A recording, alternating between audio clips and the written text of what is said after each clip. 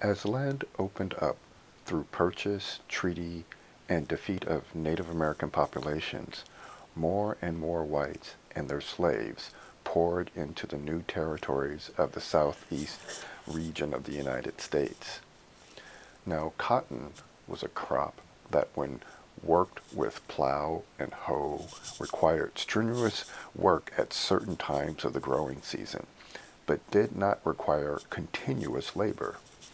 Plowing and planting made early spring a busy time, and slaves had to chop and thin the cotton before it was laid by until harvest.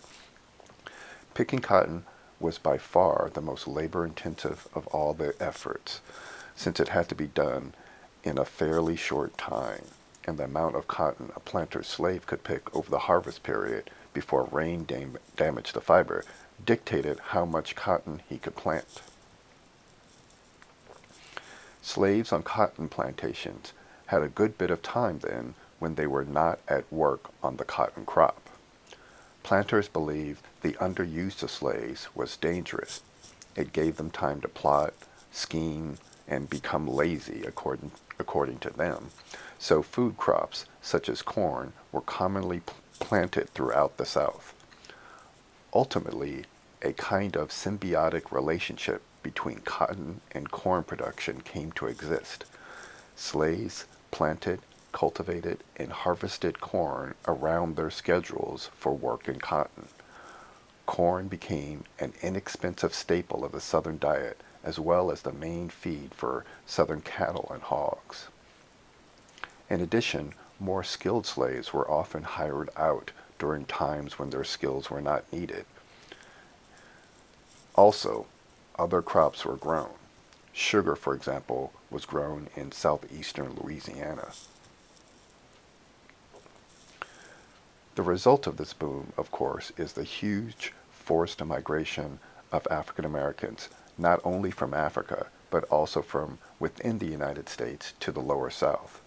Between 1783 and 1808, the last quarter century of the external slave trade, well over 100,000 Africans, roughly 20% of all those who were brought to what became the United States, are brought in. After this time period, there appears to be a fairly extensive practice of illegal external slave trade, but we really don't have good numbers of how many Africans this involved.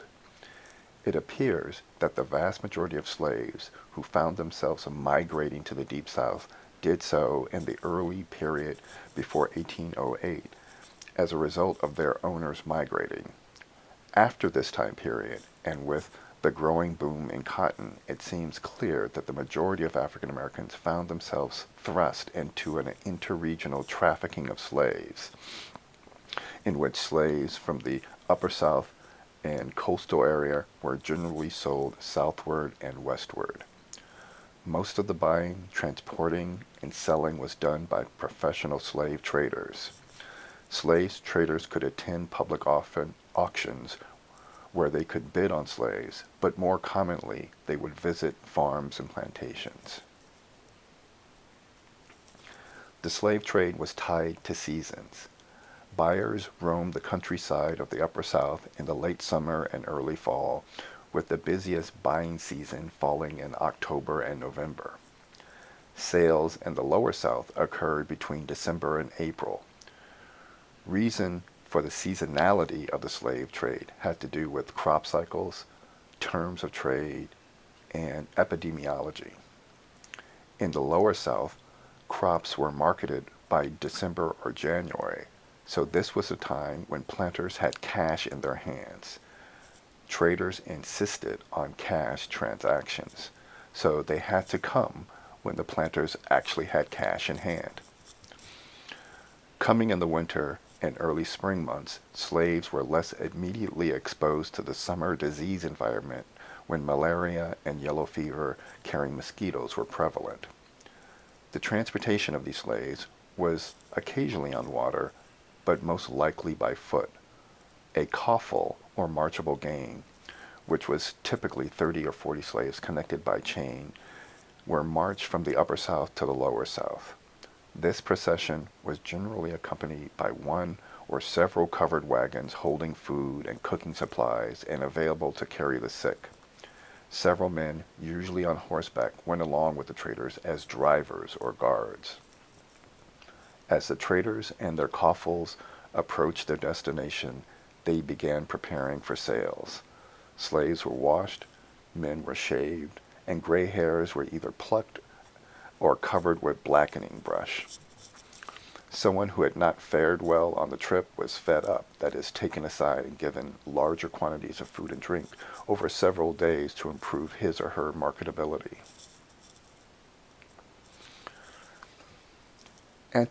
Antebellum slavery was a diverse institution, and slaves faced a wide range of conditions.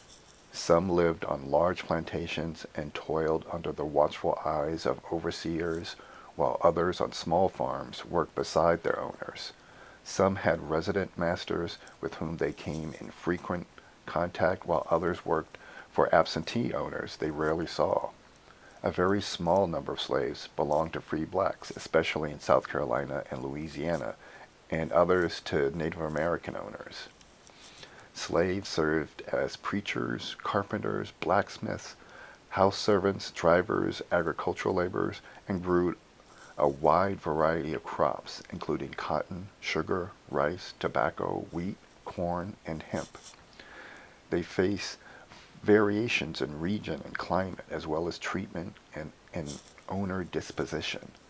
Some lived on isolated rural holdings, others were able to visit neighboring farms and plantations, and still others lived in urban areas and had a relatively considerable amount of freedom to move and associate locally.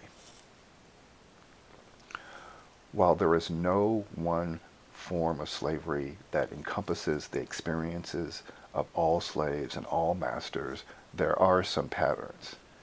In general, Southern slaves lived in an environment of close contact between owner and slave. Most basic was the ratio of slave to free and black to white, a ratio that separated the South from the Caribbean societies of the West Indies, where slaves formed a huge majority of the population. In the South, as a whole, slaves formed about 1/3, a little bit more of the population. This population mix allowed for the emergence of some huge plantations, but pretty much guaranteed that most holdings were more modest in size. With cotton and tobacco, a plantation owner could profitably grow on a small as well as on a large holding.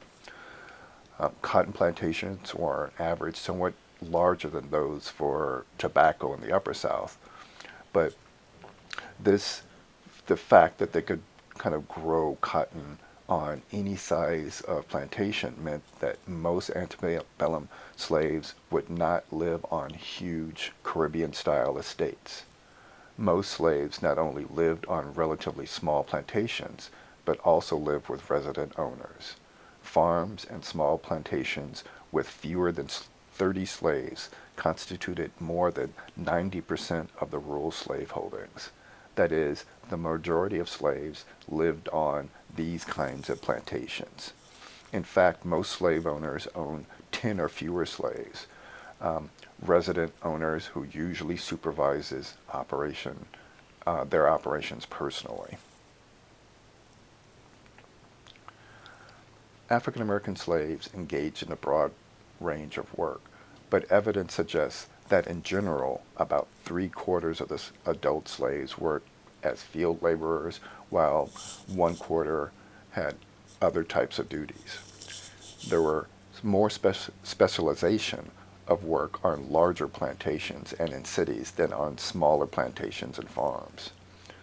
Women performed a narrower range of occupations than men, with house service being the main alternative to field labor.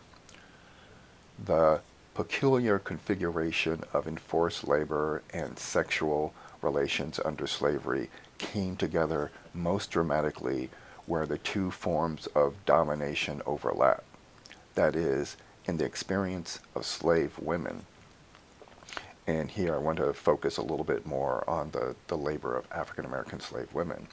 The experience of slave women reflected traditional notions of womanhood combined with profit-making considerations that were, in a sense, unique to the plantation economy. In this context, the sexual division of labor in early rural America, the work of African American men and the work of white women somewhat conform to certain patterns not limited to the slaveholding South. That is, slave men performed the kind of work, of course under forced conditions, but they performed the kind of work expected of all men. And white women performed the kind of duties expected of them. Owners seem to take a more opportunistic approach toward the labor of slave women, revealing the interaction and at times conflict between notions of womanhood and notions of slavery. A slave owner might see it as natural to put his bondswoman to work chopping cotton, as natural as he might see it as putting that same slave woman to the duties of washing, ironing, and cooking. In seeking to maximize the productivity of his entire labor force while reserving certain tasks for women exclusively, the owner demonstrated how patriarchal, racist, and capitalist assumptions concerning women's work could reinforce each other. According to some estimates in the 1850s, at least 90% of all female slaves over the age of 16 worked more than 261 days per year, 11 to 13 hours each day. And in coming up with this figure, you have to remember that Sundays were usually days that slaves were kind of given off, and that number also includes periods of times when women were pregnant and or nursing their newborn children. The cotton picking season usually began in July or early August and continued without interruption until the end of December. So for up to 5 months a year, every available man, woman, and child was engaged in a type of work that was strenuous and tedious. Each man, woman, or child carried a bag fastened by a strap around his or her neck and deposited cotton in it as he or she made her way down the road. At the end of the road, the bag's contents were emptied into a basket. Picking cotton required endurance and agility and physical strength as well. And women frequently won regional and inter-farm competitions conducted during the year. Pregnant and nursing women usually ranked as half hands and were required to pick an amount less than the average of 100 or so pounds per day. Slave owners often reserved the tasks that demanded sheer muscle power from men exclusively. These included the clearing of land of trees, rolling logs, and chopping and hauling wood. However, plantation needs sometimes mandated women's labor in this area as well. In general, the smaller the farm, the more difficult and varied women's field work was.